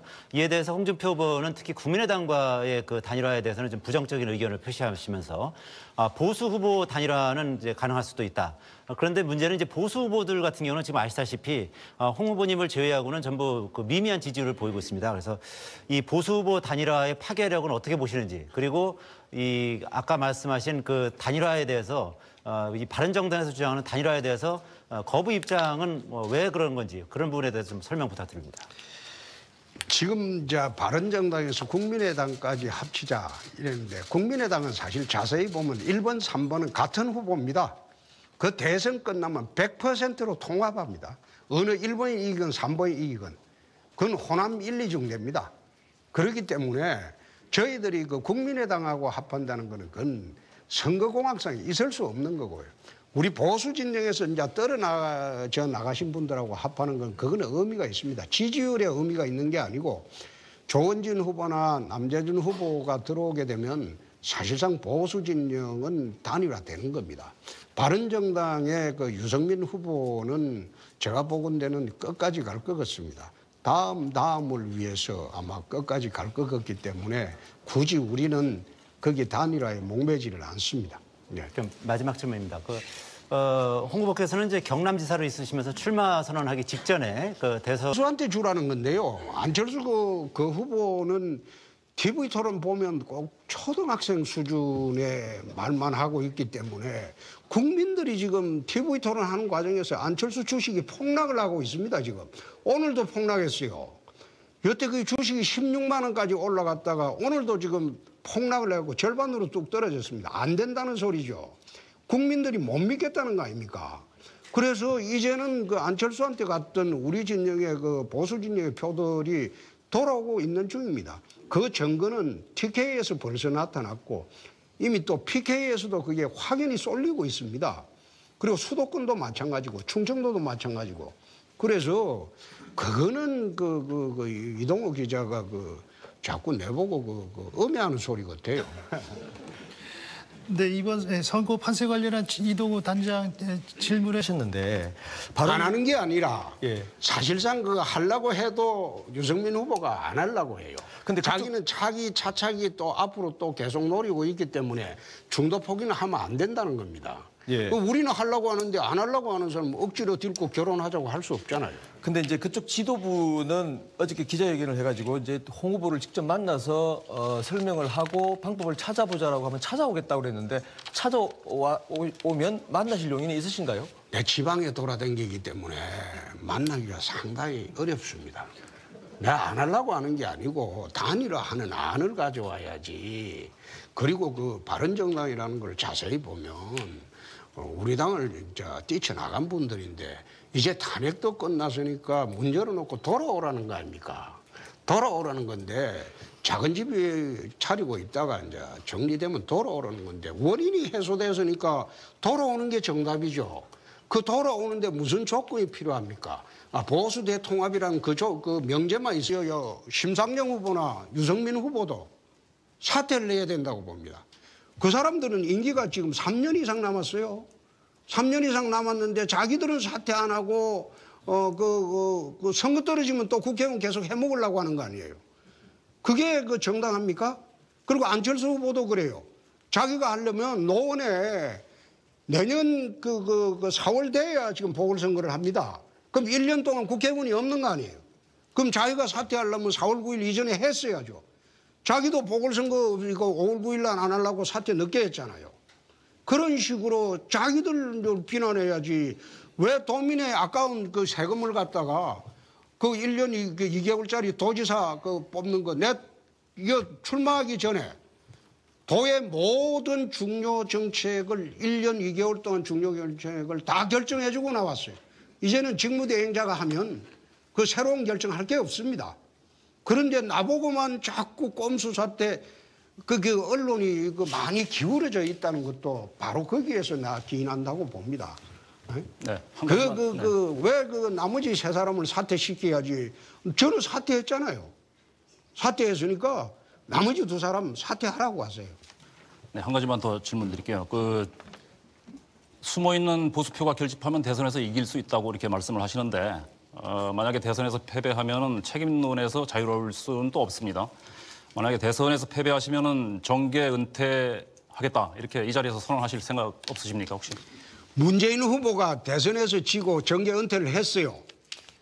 하고 또 광주에 표심 자기가 은퇴 안 오면 지금 정계 은퇴하겠다. 문재인 후보 정계 은퇴 발언을 5번이나 했습니다. 그런데 지금 대통령 후보 나와서 뛰고 있잖아요. 정계 은퇴라는 게 지금 이 자리에서 제가 한다고 해서 그 약속 지켜지리라고 보십니까? 그리고 무너진 정당 가지고 지금 악정고투를 하고 있는데 내한테 무슨 책임을 묻겠습니까? 홍준표 아니면 자유한국당에서 이런 대선 끌고 나갈 수가 없습니다. 제가 그래도 보궐선거에는 자신이 있는 사람입니다. 2001년도 동대문 보궐선거로 국회로 다시 돌아왔고 2012년도 경남지사 보궐선거로 다시 돌아왔습니다. 이번 대통령 선거도 보궐선거입니다. 짧은 기간 내에 판을 뒤엎을 수 있는 사람은 대한민국에 홍준표만큼 그런 능력이 있는 사람은 없습니다. 지금 짧은 시간 내에 지금 다 뒤엎어 놨습니다. 오늘 토론 나가고 나면 아마 판도가 더 바뀔 겁니다.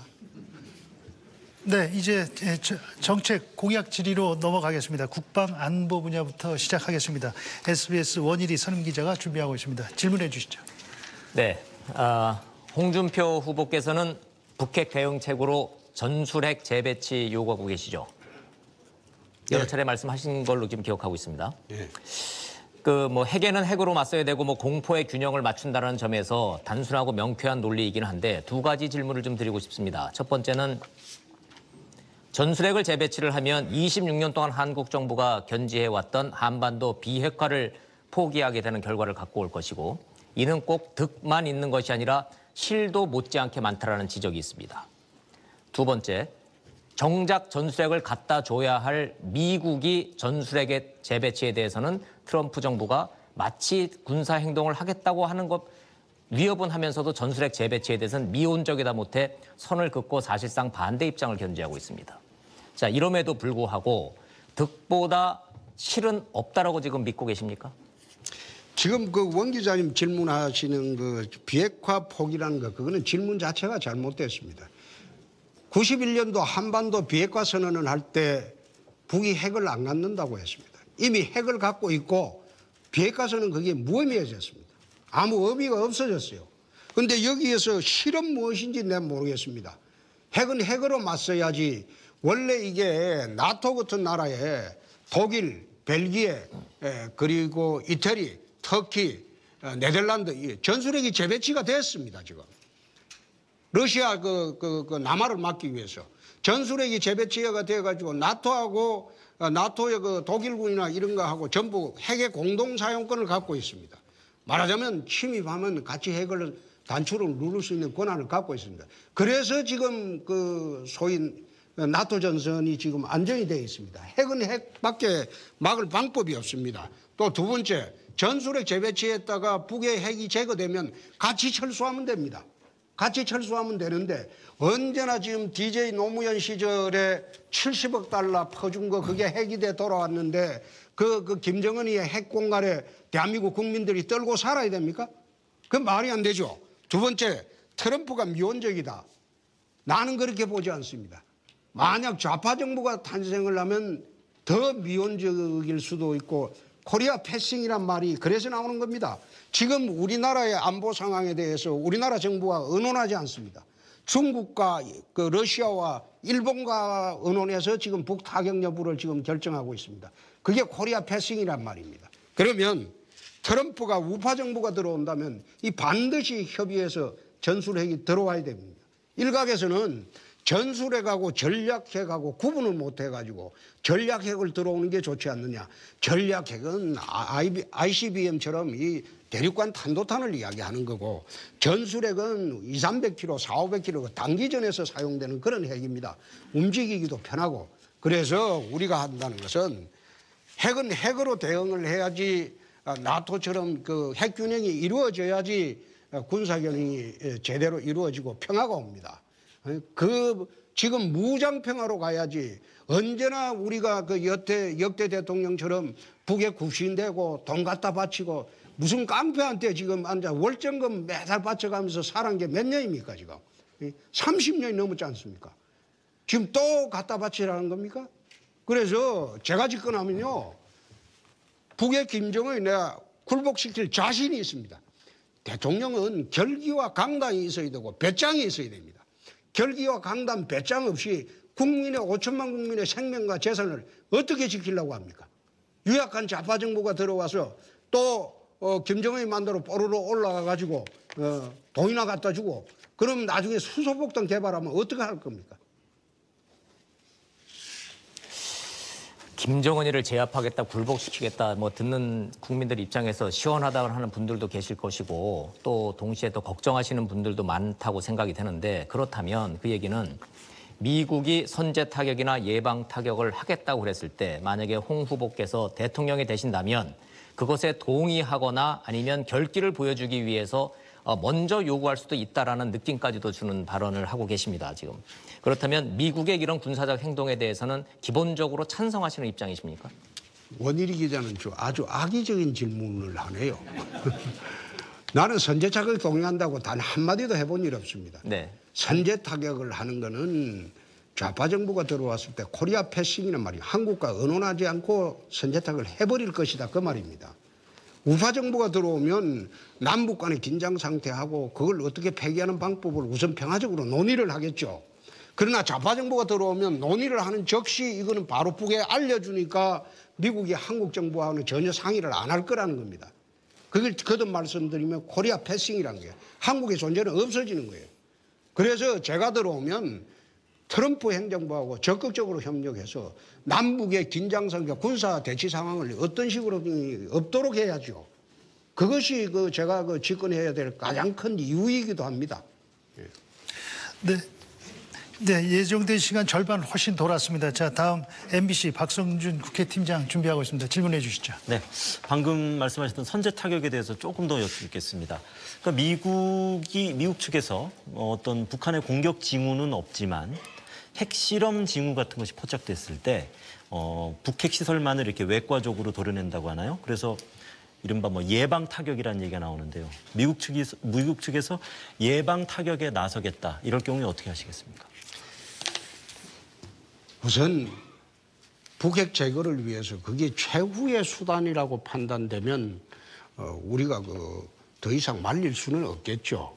모든 평화적인 수단을 다 강구를 해보고 도저히 미국으로서도 그렇지 않습니까? 한국만 걱정이 되는 것이 아니라 이젠 시애틀까지 핵폭탄이 날아가는 그런 상황이 돼버렸어요. 미국의 자국의 이익을 위해서, 자국의 안보를 위해서 할 수밖에 없다. 아무리 협의해도 할 수밖에 없다. 그래 통보하면 우리가 만반의 경계태세를 갖춰야 되겠죠. 그럴 수밖에 없지 않습니까? 미국이 한국 보고 그 결정을 하겠습니까? 나는 그렇게 보지 않아요. 미국이란 나라는 언제나 자국의 이익을 중심으로 생각하는 나라입니다. 그러면 자국의 안보를 위해서 시애틀에 로스앤젤레스에 핵이 날아온다는 걸 가정을 할 때 도저히 이거는 묵과할 수 없다. 그건 나선다고 한다면 우리는 어떤 식으로든 자위 조치를 강구를 해야 되겠죠. 그걸 갖다가 미국의 결정을 마지막까지 막아보기는 하겠지만은 자기들이 하겠다고 일방적으로 결정해서 통보하고 하면 우리로서는 자위 조치를 어떤 식으로 해야 될지 그 사전에 대비를 하고 선제 타격하는 거하고 전혀 좌파 정부가 들어섰을 때 코리아 패싱이라고 내가 자꾸 이야기를 했는데 한국과 상관없이 때려버릴 때 그건 전혀 상황이 틀려지죠. 네. 한 가지만 더 안보 문제 질문하겠습니다. 지난주 방송기자클럽 토론회에서 안철수 후보님께도 같은 질문을 드렸습니다만 가정법적으로 말입니다. 지난 2010년 연평도 포격 사건 집권하셔서 유사한 상황이 발생한다면 어떻게 하시겠습니까? 그거는 같은 수준의 대응은 꼭 해야 됩니다. 국군 통수권자가 돼가지고 내 나라 병사가 죽고 내 나라가 이래 공격을 당했는데 열중시하고 있으라? 나는 그거 아니라고 봅니다. 동일한 수준의 내 보복은 하겠습니다. 당시 확전자재 메시지를 놓고 좀 논란이 있었는데요. 확전자재 메시지라는 게 이제 결국은 몇 해 역대 대통령들이 눈치 보면서 남북 관계를 설정을 했기 때문에 그런 메시지가 나온 걸로 압니다. 만약 저처럼 이래 확고한 국가관과 안보관을 가진 사람이 대통령이 되면 북에서 아마 쉽게 그래 하지 못할 겁니다. 반드시 저성질로 한판 붙을 것이다. 그렇기 때문에 함부로 거치지는 못할 겁니다. 네, 이어서 경제 분야 정책 질문입니다. MBN의 장광익 정치부장이 이어가 주시죠. 예, 경제 분야 하기 전에 언론 부분에 대해서 제가 한 가지 여쭤보겠습니다. 아까 종일 편파 방송한다라고 해서 종편이라고 말씀을 하셨는데 이 언론이라는 게 마음에 들지 않는 부분을 얘기할 수도 있고 또 비판을 할 수도 있고 좀 그렇습니다. 근데 이렇게 아까 동아일보 여론조사도 말씀하시고 뭐 이렇게 하시면서 악의적이다, 편파적이다 계속 이렇게 본인에 대해서 부정적인 데 대해서는 이렇게 표현을 하고 계신데 대통령의 언론관치고는 좀 그렇지 않습니까? 대통령 지금 되기 전이니까요. 대통령 되면 달라지죠. 지금 앉아서 우리한테 일방적으로 불리하게 자꾸 하고 종편에 우리 보수 패널이 싹 빠졌어요. 보수 패널을 다 빼버렸어요. 다 빼버리고 지금 진보 패널만 들고 종일도록 방송을 하는데 저거 제가 집권하면 이거 아마 또 이제 양태가 싹 바뀔 거예요. 그래서 제가 대통령 되기 전에 이제 이 부당한 걸 시정하려고 이야기하는 거고 대통령이 되면 달라지죠. 근데 이제 국민들은 대통령이 되기 전에 이런 검증 과정을 통해서 판단을 하는 거 아니겠습니까? 그런데 검증하는 과정에서 지금 말씀하시는 거 보면 방금 표현하신 대로 북한이 그 성질로 한판 붙을 분위기다라고 느끼듯이 언론도 저 정도 성격이면 저희 언론에 대해서 한판 붙을 거다. 블랙리스트도 만들 수도 있겠다라는 생각도 드는데 혹시 뭐 블랙리스트 혹시 만드실 겁니까? 사실 요즘 자세히 보세요. 문재인 후보가 MBC 손보겠다고 했잖아요. 그렇잖아요. 그러면 MBC 출신들은 전부 내 편을 들어야지. 그렇지 않습니까? 그리고 지금 그 사람, 그 양반은 대통령 되기 전에 걸핏하면 토론할 때 나보고 책임질 수 있냐? 그럼 내가 책임지고 사퇴하겠다. 사실이라면 당신이 어떻게 할 거냐? 이런 물으니까 대답을 안 하잖아요. 사실 지금 언론 협박하는 거는 문재인 후보가 내가 더 하고 있는 걸로 알고 있습니다. 그런데 나보고 오늘 이 이야기 했다고 언론 협박한다는데 사실 종편 패널에 지금 우리 보수 패널이 단 한 명이라도 있습니까? 있던 사람 전부 다 빼냈죠. 근데 왜 빼냈겠습니까? 근데 내가 집권하면 그 내용이 또 달라지죠. 그래서 나는 그거 갖고 나한테 언론과 문제 삼는 거는 차라리 문재인 후보한테 공개적으로 사실 자기가 되면 MBC 손보겠다고 공개적으로 이야기한 분 아닙니까? 그 사람 언론관이 더 무섭죠. 걸핏하면 협박하고 어제도 나한테 협박을 하더라고. 그래 하는데 내가 보니까 그 택도 아닌 소리하고 이래서 내가 화도 좀 내고 했는데 그거 가지고 나중에 문재인 후보한테 그런 거는 언론관을 문제 삼으십시오. 제 언론관은 형평성에 맞고 정의롭고 바른 언론이 대한민국 언론이다. 나는 그런 생각으로 삽니다. 예. 네, 이게 경제 질문이 아니었습니다. 자, 다음 경제 분야 질문은 CBS 김재등 논설위 준비하셨습니다. 네, 어제 토론회에서도 공약 얘기가 나오니까 후보께서는 기재부 실국장들이 논할 문제다 이렇게 일축하셨는데 공약 살펴보니까 노후 인프라 건설을 위한 뉴딜 사업이나 일자리 110만 개 창출 이런 이제 굵직한 내용들이 많습니다. 전체 공약을 이행하는데 혹시 후보께서는 예산이 어느 정도 소요되는지 파악하고 계십니까? 제가 보고받기로는 한 70조 정도 지금 소요되는 거로 좀 보고를 받았습니다. 그 개수 조정하고 그건 대통령 할 일은 아니죠. 대통령 후보가 할 일은 통치 철학, 국가관, 그다음에 사상, 그리고 경제 철학 그 큰 총론만 이야기하고 나머지는 말하자면 서민 경제를 위해서 대책을 마련하라 이래 지시하면 밑에서 말이 나는 거죠. 그걸 대통령 후보 나온 사람이 TV 토론 나와갖고 10%, 20% 뭐 정세가 어떻고 정세는 감세를 하느냐 정세를 하느냐 그 방향만 정하는 게 대통령이고 나머지는 기재부에서 알아서 하는 거죠. 그 원칙에 맞춰서. 그래 하는 건데 그걸 대통령 후보 토론에 나와가지고 어제 밤새도록 수치 외워와가지고 그걸 외워온 수치를 이야기한다고 해서 그게 나는 대통령답다. 난 그런 생각하지 않습니다. 네. 제가 대통령이 되면 장관들한테 모든 권한을 줄 겁니다. 역대 대통령들이 행정부에 국실장 인사까지도 청와대에서 개입을 했어요. 내가 대통령이 되면 장관, 차관만 임명하고 나머지는 장관 책임하에 모든 인사권을 주겠습니다. 그렇게 해서 행정부에 책임장관제를 내 도입하도록 하겠습니다. 네, 당에서 발표한 바로는 전체 예산이 연간 한 18조 원으로 어제 오후에 늦게 밝힌. 그러면 그건 돌아오는 거죠.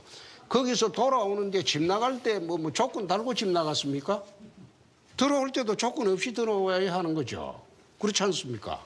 네, 다음 MBC 박성준 국회팀장 순서입니다. 네, 질문해 주시죠. 네, 홍 후보님께서 그 후보가 향후 집권하시면 친박계 인사들에도 능력이 있다면 장차관이나 요직에 발탁하거나 등용하시겠습니까? 집권하면요, 그분들 전부 친홍계가 됩니다. 그거 친박계는 대통령 파면되면서 끝났습니다. 또 일부 핵심들은 이미 같이 대통령하고 탄핵을 받았습니다. 그렇기 때문에 일부 핵심들은 다음 정부의 전면에 나서기가 어렵습니다. 그런데 나머지 분들은 집권을 하면 전부 국정 지지 세력이 되기 때문에 전부 홍준표 밑으로 다 들어오게 돼 있습니다.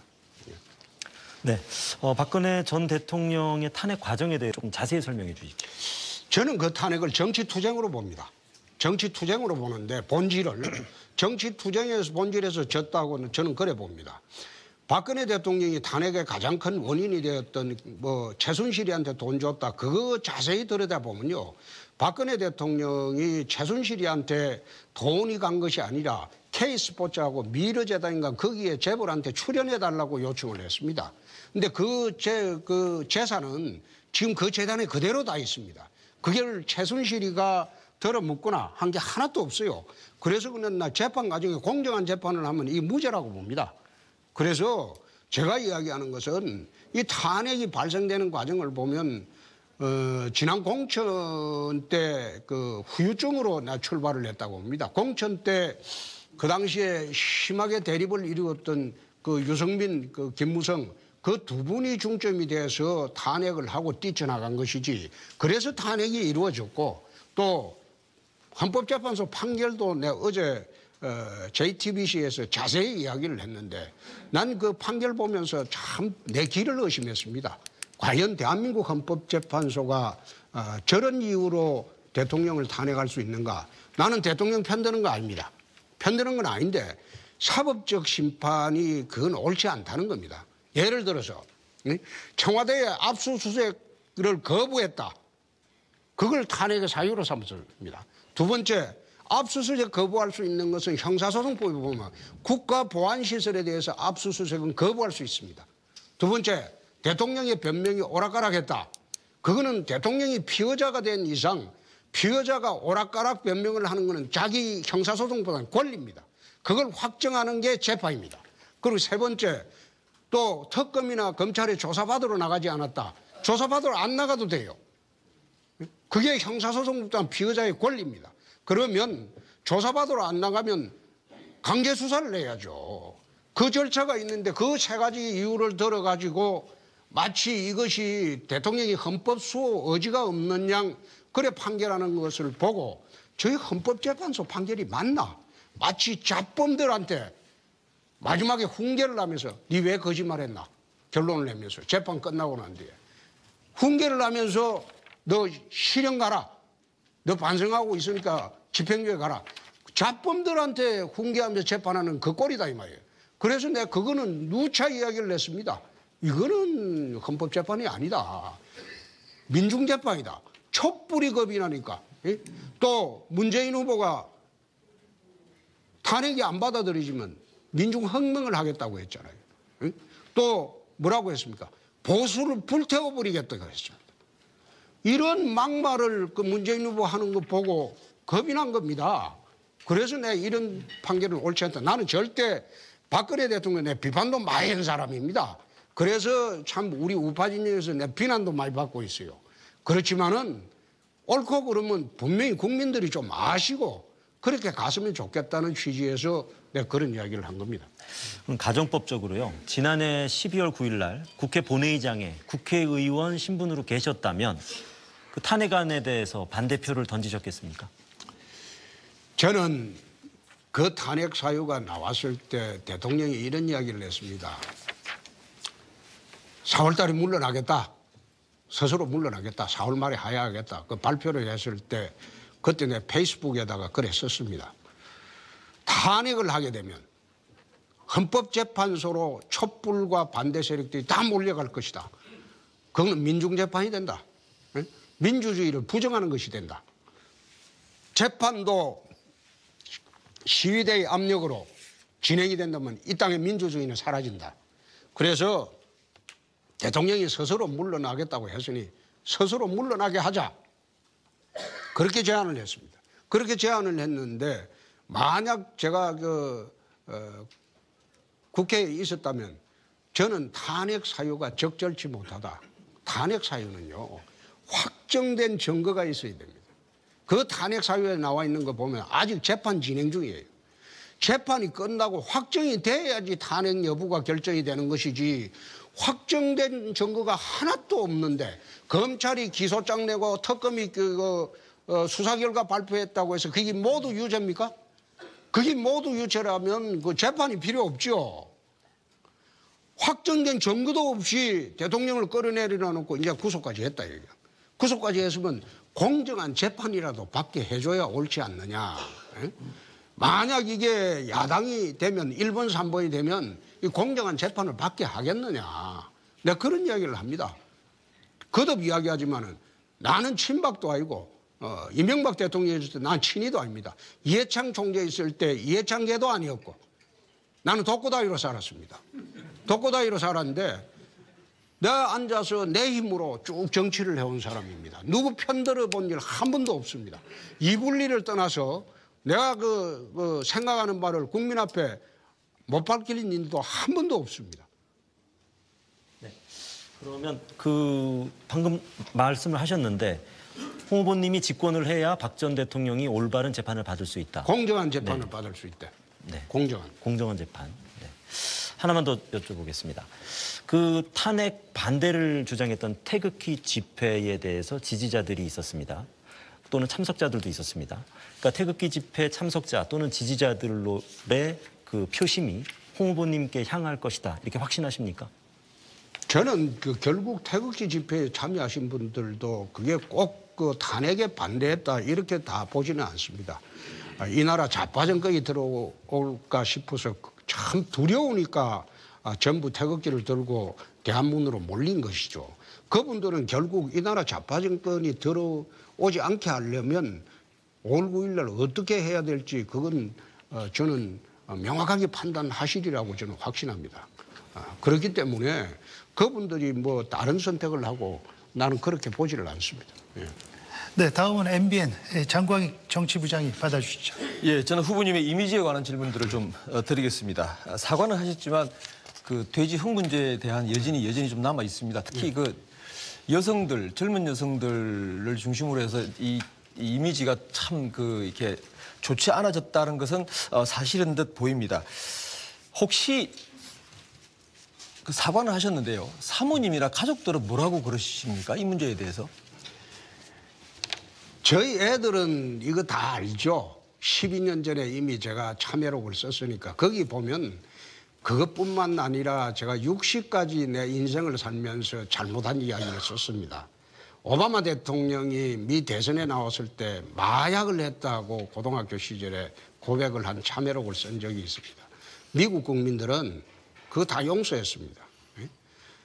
지도자가 거짓말하는 게 무서운 것이지 자기 잘못을 스스로 참여하는 거 이거는 오히려 정직한 지도자라고 그렇게 이야기를 했습니다. 그 내용을 보면 제가 한 것도 아니고 그 당시에 서울상대 서울상대라고 하면 안 되지.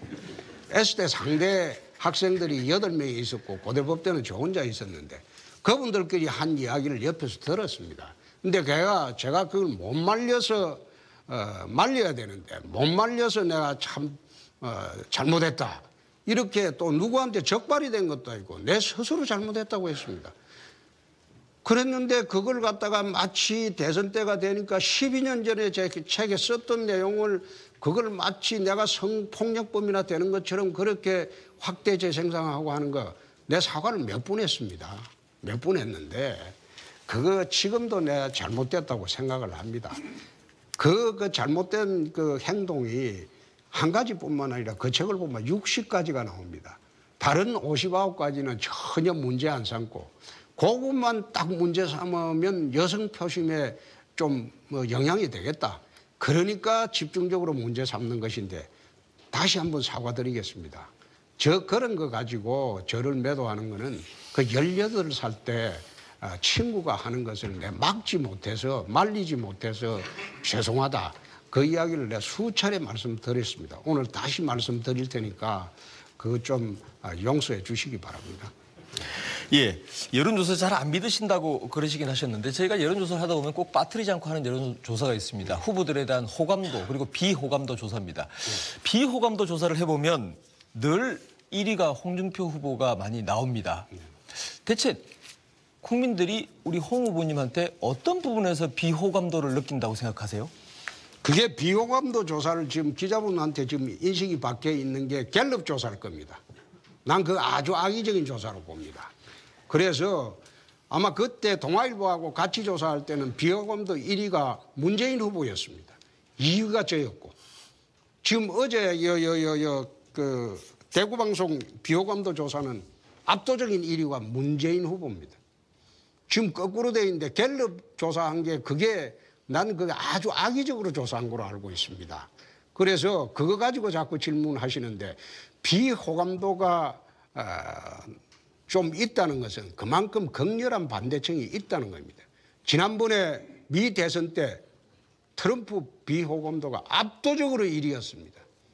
그렇지만 트럼프가 됐습니다.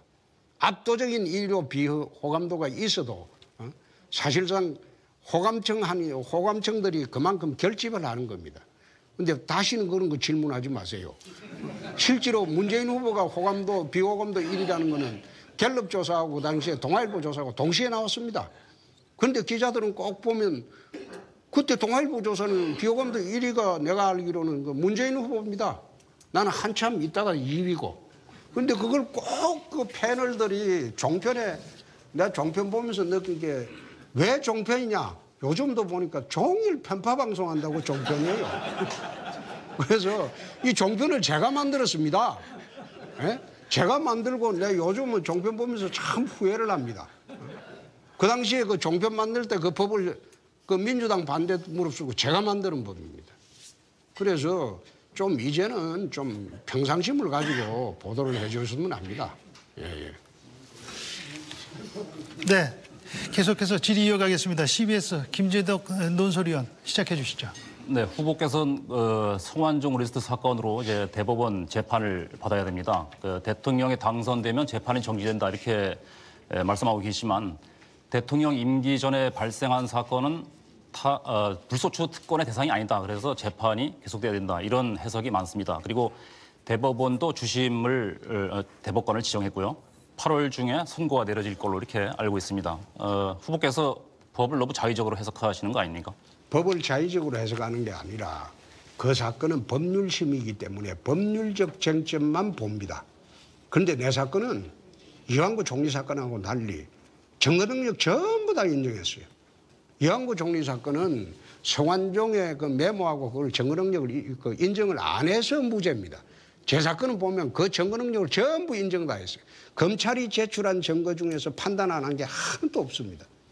그런데 사실관계로 무죄가 된 겁니다. 저한테 돈이 온 게 아니라 중간에서 떼먹었다. 그래가 무죄가 된 것인데 또 그 과정에서 항소심에서 돈 전달했다는 사람이 검사가 하도 시켜가지고 하도 보름 동안 부부하고 불러가지고 윽박지르는 바람에 부득이하게 거짓말한 부분이 있다. 가장 중요한 부분에 거짓말했다고 실토를 냈습니다. 그렇기 때문에 제 경험상 그거는 대법원에서 유죄될 그 파기환송된 확률이 0.1%도 안 됩니다. 하다못해 내가 그 파기환송되면 내 누구처럼 내 자살할 수도 있다. 내가 그 소리까지 했습니다. 근데 그거 가지고 자꾸 시비를 거니까 내가 참 그렇네요. 그러니까 재판이 진행돼도 무죄가 나올 거다 이렇게 확신하시는 거죠? 다음 무죄라고 확신이 안 되면 어떻게 대통령 선거에 나왔겠습니까? 그거는 난 성완종이를 몰라요. 내가 문재인 후보한테 물어봤어요. 아니 내가 성완종한테 엮였다고 자꾸 이야기했는데 당신은 그 민정수석이나 그거 하면서 성완종이 사면을 왜 한 정권에서 2번이나 해줬냐?